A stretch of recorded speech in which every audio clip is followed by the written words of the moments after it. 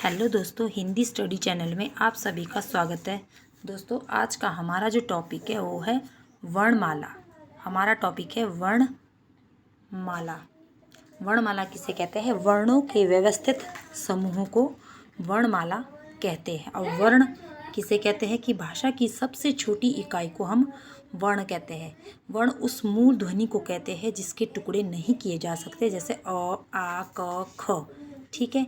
वर्ण किसे कहते हैं? जो भाषा की सबसे छोटी इकाई होती है उसको हम वर्ण कहते हैं, और उसके हम टुकड़े भी नहीं कर सकते। उदाहरण के लिए जैसे देख लेते हैं हम यहाँ पे राम।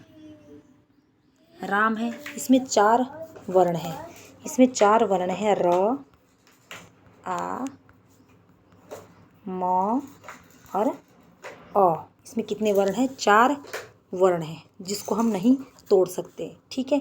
इसमें 4 वर्ण हैं और शब्द ये सिर्फ एक है, और 2 इसमें अक्षर है। 2 अक्षर है। रा अक्षर कौन से हैं? 2 रा है और म। 2 अक्षर है, रा और म मिलके क्या बना? राम। ठीक है। तो शब्द बन गया, शब्द से वाक्य बनता है आगे। ठीक है। अब आ रहा है, जैसे प्रत्येक वर्ण की अपनी लिपि होती है। लिपि को वर्ण या संकेत भी कहते हैं। संकेत मतलब लिपि होती है कि जब हम किसी भी भाषा को हम उसका लिखित रूप देखते हैं तो वो लिपि कहलाती है। मतलब लिखित जो स्वरूप है भाषा का वो लिपि कहलाता है। जैसे यहाँ पे ये स्लाइड पे आप देख रहे हो जो लिखा हुआ है, ये क्या है? सारी लिपि है। ठीक है। बोलते हैं ना कि हिंदी की लिपि कौन सी है? देवनागरी है। पंजाबी की लिपि कौन सी है? गुरुमुखी है। तो लिपि जो है लिखित रूप है। इसका जो हम लिखित रूप है वह लिपि कहलाती है। हिंदी में कुल 52 वर्ण हैं। कुल 52 वर्ण हैं, और इन 52 वर्णों को 2 आधार पर बांटा गया है, स्वर और व्यंजन। अब स्वर और व्यंजन है, यहाँ पे देख लेते हैं। स्वर और व्यंजन कितने वर्ण हैं? कुल हिंदी में कुल 52 वर्ण हैं, जिसमें से कैसे 13 स्वर है, 13 इसमें स्वर है और 39 व्यंजन है। ठीक है। 39 व्यंजन है। 13 स्वर और 39 व्यंजन है। 13 स्वर कौन कौन से हैं? 13 स्वर है अ, आ, इ, ई, उ, री, ए, आई, ओ, आउ, अंग और ये विसर्ग वाला। ठीक है। 13 स्वर हो गए। जबकि हमने क्या पढ़ा होता है, जब से हम स्कूल जाते हैं हमसे यही रटाया जाता है कि 11 स्वर और 33 व्यंजन है। ठीक है 11 स्वर। स्वर माने मत से 11, यदि पेपर में पूछा जाए कि स्वरों की संख्या कितनी है तो 11 ही स्वर बताने हैं। लेकिन कुल जो स्वर है वो है 13 स्वर, और शुद्ध रूप से स्वरों की संख्या सिर्फ 10 ही है। ठीक। शुद्ध रूप से स्वरों की संख्या 10 ही मानी गई है। क्यों? क्योंकि ये री जो है ये तत्सम का वर्ण है। तत्सम मतलब संस्कृत से लिया हुआ है री।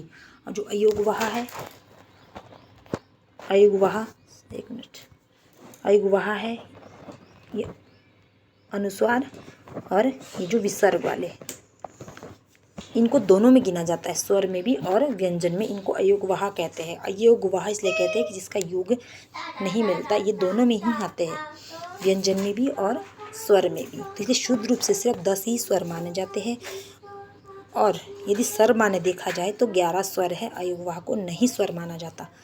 ठीक है। याद रखना इस चीज़ को, क्योंकि कई बार इसमें कन्फ्यूजन होते हैं कि स्वरों की संख्या कितनी है। तो अलग अलग तरह से स्वरों की संख्या बताई हुई है।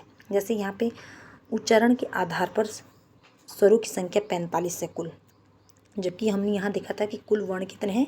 52 है। लेकिन यहाँ पे जो है उच्चारण के आधार पर जो वर्ण की संख्या देखी जाए तो 45 है, जिसमें 10 स्वर है, 35 व्यंजन है। 10 स्वर और 35 व्यंजन है। लेकिन कुल वर्णों की संख्या पूछी जाएगी तो 52 ही वर्ण आएंगे। ऑप्शन में यदि 52 है तो 52 टिक लगाना है, 45 है तो 45 टिक लगाना है, क्योंकि उच्चारण के आधार पर है ना। बोलने के आधार पर हम री या जो अयोगवाह ये इनको नहीं गिनते, इसलिए 10 ही स्वर है और शुद्ध रूप से भी स्वरों की संख्या 10 ही मानी गई है। अब लेखन के आधार पर देखेंगे तो लेखन के आधार पर वर्णों की संख्या 52 है। लेखन के आधार पर 52 है और सर्वमान्य भी 52 ही वर्णों की संख्या है। अगर किसी ने वैसे ही पूछ लिया तो कुल वर्णों की संख्या 52 बतानी है। उच्चारण के आधार पर पूछा जाए तो 45 बतानी है। 10 स्वर और 35 व्यंजन है।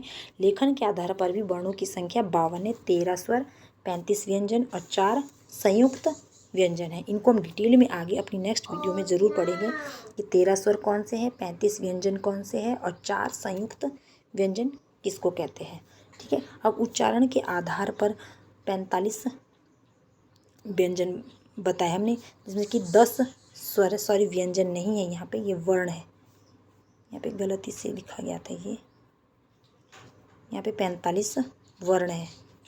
ठीक है, यहाँ पे मैंने व्यंजन क्यों किया, नहीं 45 उच्चारण के आधार पर 45 वर्ण है, 10 स्वर और 35 व्यंजन है। जैसे अ, आ, इ, उ, ए, आई, ओ और औ। री और अयोगवाह को इसमें नहीं लेते हैं।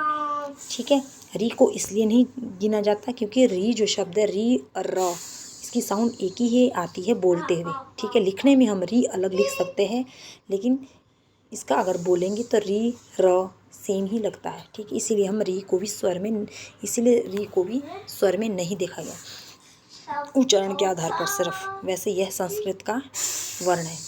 लेखन के आधार पर 52 वर्ण है। ठीक है, ये हमने देख लिया था।